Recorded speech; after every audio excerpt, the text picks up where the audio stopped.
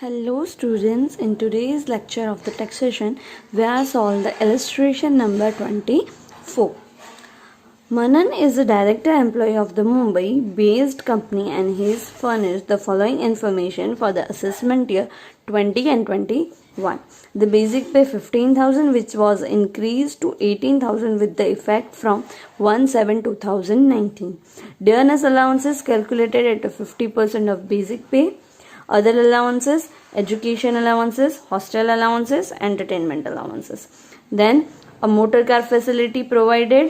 Then residential flat, that means rent free accommodation is also provided.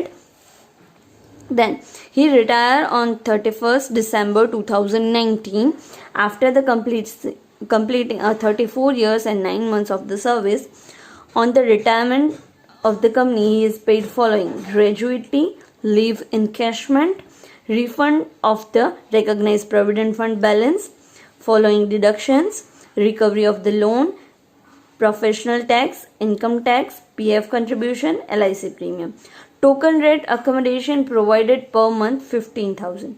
On 1/2/2020, he joined another company at Ahmedabad as consolidated salary of 30,000 per month and professional tax are deducted 4,000. Compute his salary income from the assessment year 20 and 21. So in our previous year, he served two employees. First is a formal employee where he in the Mumbai, and then on the 1st February he joined another company in the Ahmedabad. So first we are going to calculate the formal employers, everything taxable under the salary, and then we will calculate the present employer. This is the salary statement of the Mr. Manan for previous year 2019 and 20. It will start with 1st April 2019 to 31st March 2020.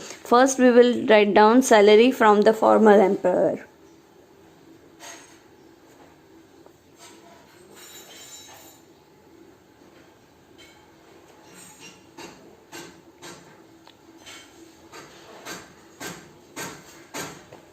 He is receiving the salary of rupees 15,000 per month and it will increase 80,000 effect from 1/7/2009. So start with the March.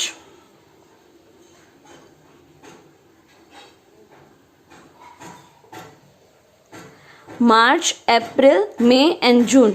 4 months are he is receiving a 15,000 salary. After that he is up to the retirement. He retires on 31st December. So his period was how much months? 1/4/2019 to 31st December 2019. That is 9 months. Right? In the basic salary, he is receiving 15,000 salary up to 1/7. That means 4, 5 and 6. 3 months he is receiving 15,000 salary plus. After that he is receiving 18,000 for remaining months. Remaining months are 6. So 15,000 into 3, 45,000 plus 60,000. Sorry, that is 8. 1,08,000. Total is 1,53,000. Total 60,000. Sorry, 45,000 and 1,08,000. Total is 1,53,000. This is the basic salary. Then dearness allowances. Dearness allowances is 15% of the basic pay. 1,53,000's 50%. It will come 76,500. Then other allowances. First, education allowances.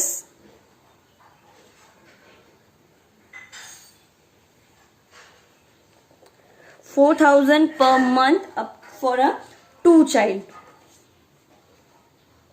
So he received education allowances 400 per month. So 400 into 9. He is receiving 3600 minus exemption limit. Exemption limit is 100 rupees per month up to 2 child.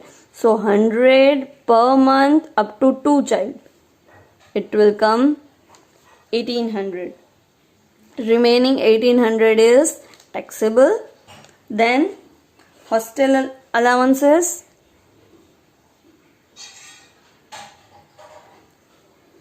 He is receiving a hostel allowances 1000 per month. So 1000 into 9. It will come 9000 minus exemption 300 rupees per month up to 2 child. Sorry, here it is clearly written that for only one child staying in the hostel. So it will come only for a one child. So here the deduction amount is 2700. 9000 minus 2700, 6300 is taxable hostel allowances. Then entertainment allowances. It is fully taxable for the non-government employee, that is 800 per month. 7200. Then perquisites. First, motor car perquisites.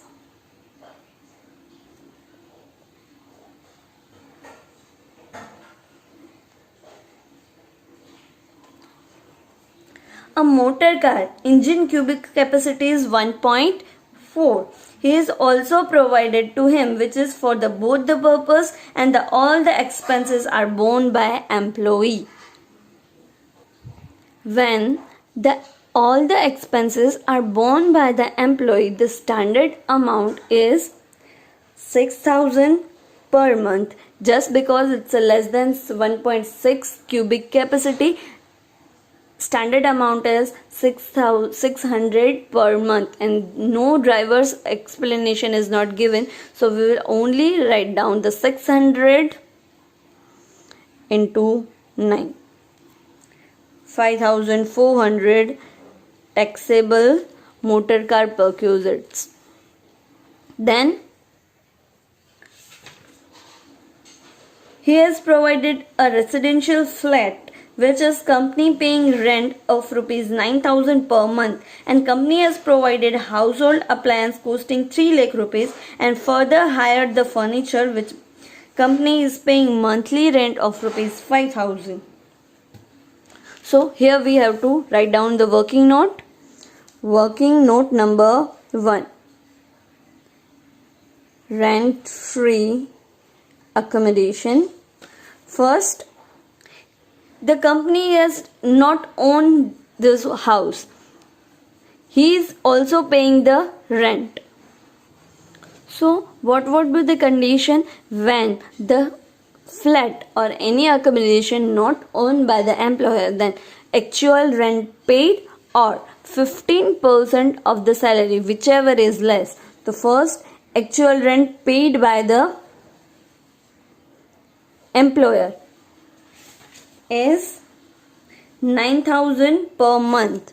So 9000 into 9, that is 81,000. Or second situation is 15% of the salary. Salary means BABC, right? So basic salary is 1,53,000. Then all the taxable allowances covered: education allowances, hostel allowances and entertainment allowances. So 1800 plus 63,000 plus 72,000. 1800 plus 63,000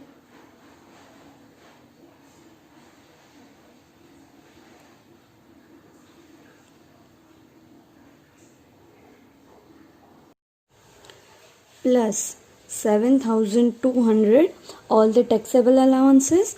Then bonus is not given. Similarly, commission not given. Let's total out the salary. Total of the salary is 1,68,300 and it's 15%. So 15% of 1,68,300 is 25,245.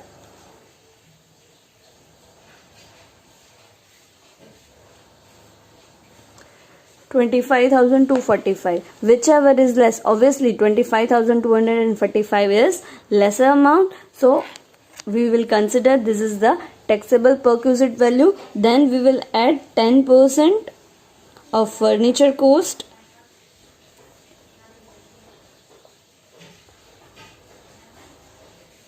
So this is 10% of the furniture cost. Is total cost is 3 lakh. We are going to add 10% for 9 months. We are going to calculate for the 9 months. So 3 lakhs 10%, 3,000. 3,000 into 9 by 12, it will come 22,500 plus additional rent were paid by the company also, that is higher charges, that is 5,000 per month, that is higher charges 45,000. 25,240 plus 22,500 plus 45,000, total 79,245 is the taxable value of the rent free accommodation.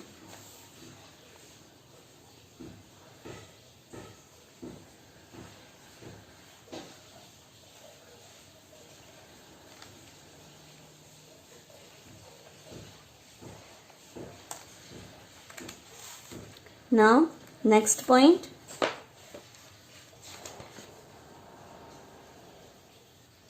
he is receiving gratuity, leave encashment and refund of the recognized provident fund. So first we have to calculate the gratuity. Let's calculate the gratuity in working note number 2.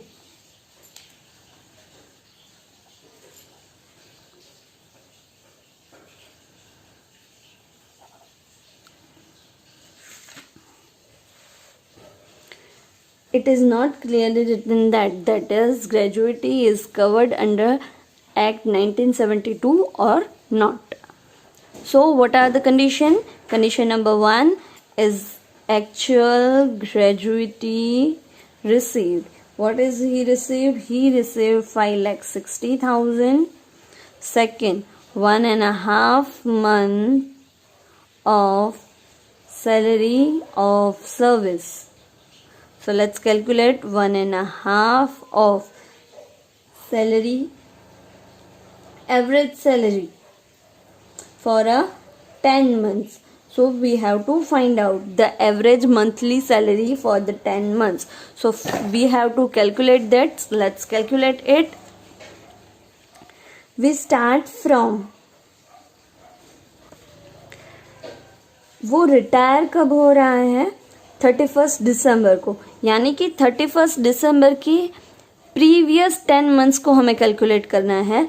तो यहाँ पे हम previous 10 months को calculate करने के लिए यहाँ पे तो हमने मंथ्स कैलकुलेट 9 मंथ्स के अकॉर्डिंग किया है, but in the gratuity we are going to calculate the 10 months of the salary, so it start with the March.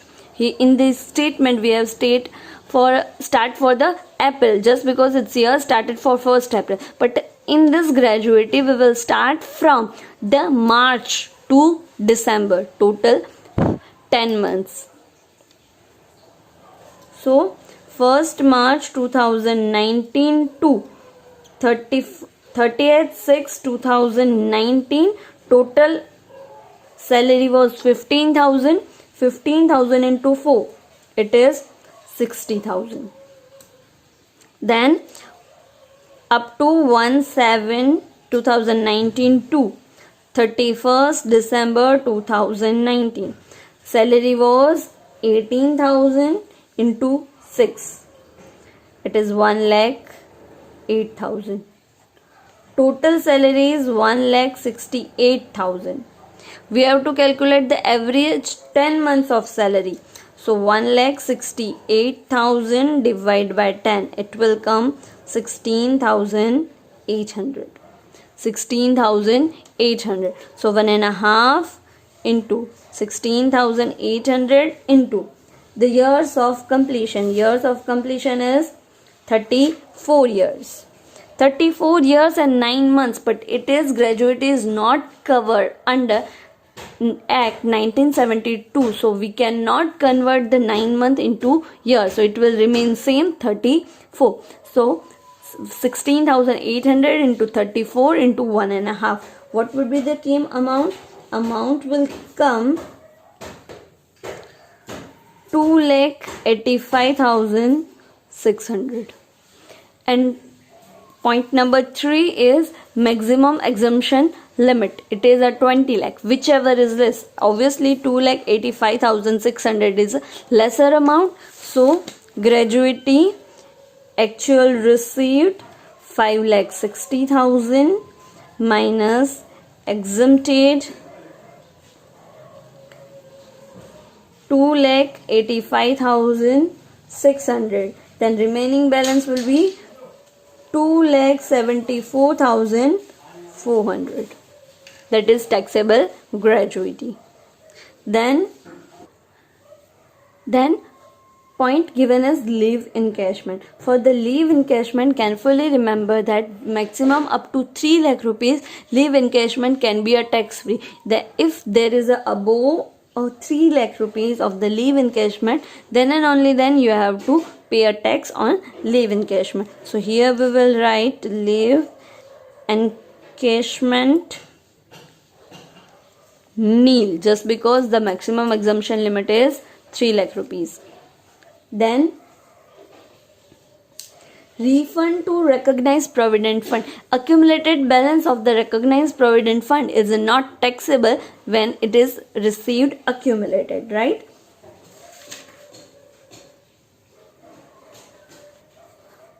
So from the formal employer we will conclude all the things. So we have to make a total it, that is,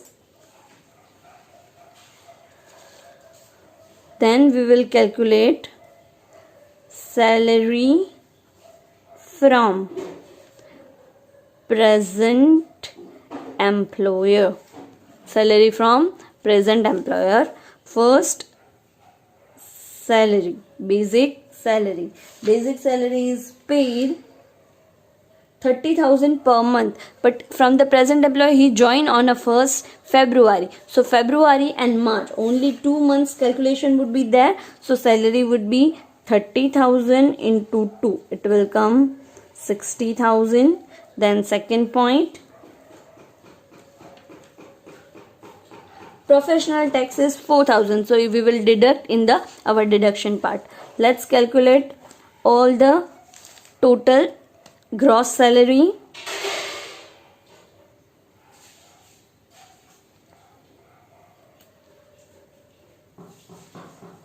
Gross salary is 6,63,845 minus standard deductions 50,000 and professional tax. Professional tax, 2 types of professional tax is given, that is from formal and second from present employer. So for the formal employer the professional tax was 1,800 and the from present employer it is a 400. So 1,800 plus 400, it will come 22,000.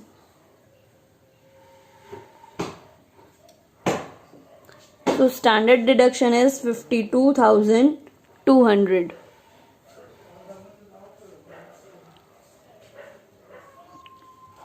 Total will be 6,11,645. Thank you.